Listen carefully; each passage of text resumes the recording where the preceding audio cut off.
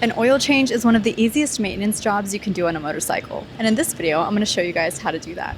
Actually, an oil change should be one of the easiest maintenance jobs you can do, emphasis on the should, but in this video anything and everything that could have gone wrong went wrong. But I'm still gonna post this because maybe it'll show you some things that you should and shouldn't do during an oil change. And you know, that's just the reality of working on a motorcycle, isn't it? Something that should take 10 to 20 minutes ends up taking hours unexpectedly. So I'm still gonna show you a great tutorial of things you should do, but just please bear with me because there's some silly things that I do. And you know, I'm also a first timer when it comes to some of this maintenance stuff, so learn from my mistakes or just laugh with me. Maybe it'll bring back some fun memories of you working on your motorcycle. So what parts and tools will you need? I'll be listing the parts for my Honda Rebel 300, but if you're ever unsure of what to get for your bike, check out your owner's manual. I got all of my supplies from Dennis Kirk. You could also use sites like Revzilla or Partzilla, and you should be able to find most of these things at your local motorcycle dealership. Just one note that unlike many motorcycles that use a spin-on filter, the Rebel 300 uses an internal cartridge filter located behind a cover on the right side of the engine. Now, you'll need engine oil, about 1.5 liters. Honda recommends these. An oil filter, the cartridge style. You can also choose to use some aftermarket filters, but I'm going to be using the OEM part. A drain plug crush washer, 12 millimeters. It's recommended to use a brand new one to prevent leaks. A filter cover gasket, or O-ring, and here are the required tools. A socket wrench and sockets. I'm using a 12 millimeter for the oil drain bolt located at the bottom of the engine, and an 8 millimeter socket for the bolts holding the oil filter cover. A torque wrench to ensure the bolts are tightened to spec, 18 foot-pounds for the drain bolt, and 9 foot-pounds for the filter cover bolts. An oil drain pan, at least 2-quart capacity. A funnel to pour the new oil without spilling. Clean rags or shop towels for wiping up drips, and gloves. You're also going to need a rear wheel stand or some sort of motorcycle lift, and do this preferably in a garage or some covered area. Do not be like me and do this out in the open. Alright, now I'm just going to go over the things you should do in a full-on tutorial, and then after this I'm going to go over the things you shouldn't do. So first things first, you're going to start the bike and let it idle for about 3 to 5 minutes. Warming up the engine lowers the oil's viscosity so it drains faster and carries out more debris. Then you're going to want to make sure the bike's completely level, so making sure you have it upright on a stand, not the kickstand. You're going to position the oil drain pan under the bike, and then using a 12 millimeter wrench to loosen the drain bolt on the bottom left side of the engine. So carefully loosen the bolt, and then once you can feel that it's about to come out, pull the bolt away quickly. Be careful not to drop the bolt. Sometimes that happens and it can go into the drain pan. Ask me how I know this.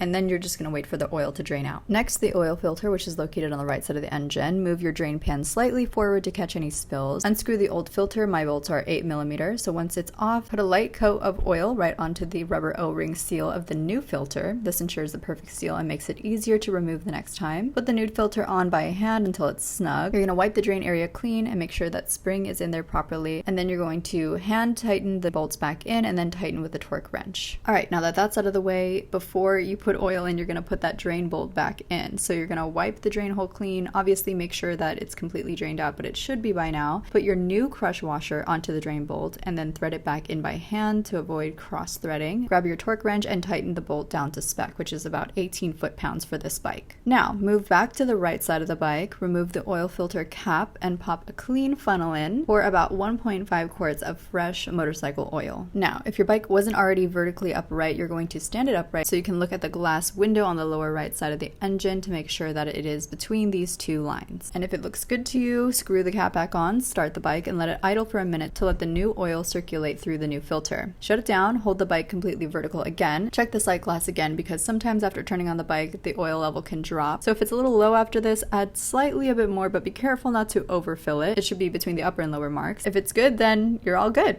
You've completed your first oil change. Alright, that should be simple enough, but of course there are a lot of don'ts that you should be aware of or common mistakes that are made. So don't over tighten the oil filter or drain bolt. Cranking down too hard can strip the engine block threads or split the oil filter's rubber gasket, so stick to the torque wrench specs. And make sure you discard your oil properly. You can pour your used oil back into the empty oil jug and take it to a local auto parts store or recycling center. They'll take it for free. Don't forget to clean your funnel before you use it. If it has dust, pet hair, or tiny bits of grit, you don't want to be pouring pouring that straight into your engine with your new oil. Be sure to replace the crush washer every time. They're designed to deform exactly once to create a perfect seal, so reusing an old one could lead to possible oil leaks. Like I mentioned earlier, be careful not to drop that drain bolt into the drain pan because you're gonna have to struggle to get it back out like I did, and it's just a silly mistake to make. And don't do this outside where it's super windy, that's pretty obvious, but as you can see, it got things super messy. Don't change the oil when the engine is scorching hot. I know I said to idle it and make sure that it's a little warm, but don't do this right after a long ride because that means the oil and exhaust pipes are hot enough to cause severe burns. But yeah, that's about it. If you guys have any other things that you want to point out or other common mistakes that I might have missed, please feel free to leave them down in the comments below. And if you've made it to the end of the video, thank you guys so much for watching, and I appreciate you being there with me through all of these silly little mistakes and things that I'm learning as I'm doing more maintenance on my motorcycle. As embarrassing as this is, I just feel like maybe sharing this could be helpful for other beginners, and for more experienced riders, I hope you got a good laugh. I think years from now, it'll be really funny for me to look back at these videos and just see how far I've come. So thanks for watching, safe riding everyone, and I'll see you in the next one.